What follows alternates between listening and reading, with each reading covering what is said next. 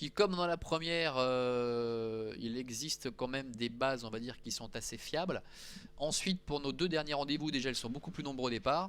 Et c'est quand même beaucoup plus touffu, même si dans chaque course, on a peut-être 2-3 éléments qu'on peut sortir et mettre un point d'avant. Derrière, c'est un petit peu la bouteille à l'encre, hein. Exact.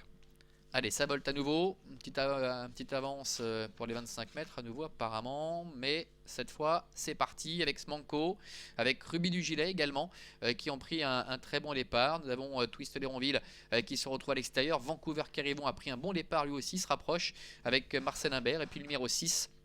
Sonate de Beaumont qui est dans le sillage des premiers, tout comme le numéro 1, Récidive Diem qui trotte en 4 ou 5e position, Smanko tête et corde, Vancouver Caribon à son extérieur pour aborder le premier tournant. Et Ruby du Gillette, le numéro 7, venant en 3e position devant Sonate de Beaumont, gris et bleu également. Côté corde, c'est le numéro 6. On est là avec Récidive Diem, le mieux parti des 25 mètres, alors qu'on essaie de progresser tout à l'extérieur avec le numéro 10, Twist d'Héronville et Loris Ferraud qui se rapproche de la tête de la course. Et c'est le grandissime favori, Sergent de Cerisy, qui ferme la marche de ce peloton. Oui, d'autres concurrents en vue sont à l'arrière, hein, avec le 3, Scoop de Belloué, c'est la casaque jaune que l'on a aperçu là-bas en avant-dernière position, avec Utello Doge également qui est à sa hauteur, et Twist Léronville qui profite finalement du train qui n'est pas très soutenu, Twist Léronville qui n'est pas les ferrés aujourd'hui, qui va s'installer tête et corde à un tour de l'arrivée, avec Smanko qui est 2e, Ruby du Gilet qui vient de briller à Saint-Moritz, c'est en 3e position, Vancouver Caribon, c'est le plus jeune au départ de cette épreuve, il est âgé de 7 ans, mais il reste un petit peu le nez au vent, avec Marcel Imbert qui ramène le numéro 1,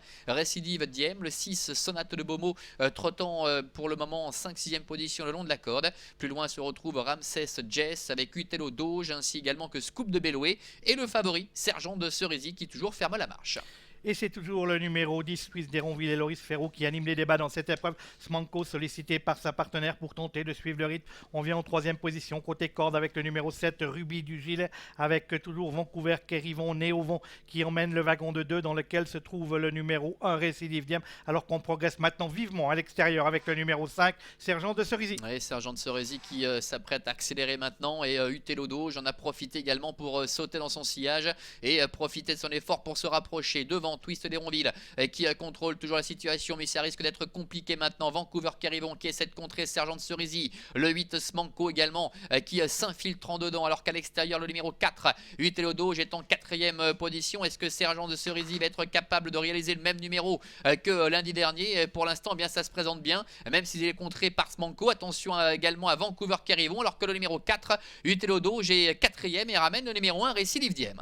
Ils sont dans le tournoi final avec Smanko côté corde qui a retrouvé du courage et qui a contré le numéro 5, Sergent de Cerisy, avec Vancouver Caribon, le numéro 9 qui se retrouve en 3e position devant Utello Doge, le numéro 4 et Récidive Diem Las. Allez, Smanko outsider qui tente de repartir, merci Sergent de Cerisy, redonne un coup de collier maintenant avec Vancouver Caribon qui est en 3e position, Utello Doge et 4e avec au centre Sergent de Cerisy qui doit batailler pour reprendre la mesure de Smanko qui se défend comme un beau diable. Vancouver Caribon est en 3e position et subit l'attaque maintenant de Utello Doge ainsi que Récidive Diem qui lance à l'extérieur. Au courage, Sergent de Cerisy qui redonne un coup de rein et qui se débarrasse de Smanko. Sergent de Cerisy, le favori numéro 5 qui s'impose une nouvelle fois. La 2e place qui va être disputée avec Smanko côté corde qui la conserve peut-être face à Utello Doge. Et la 4e place beaucoup plus loin, sans doute pour le numéro 1, Récidive Diem.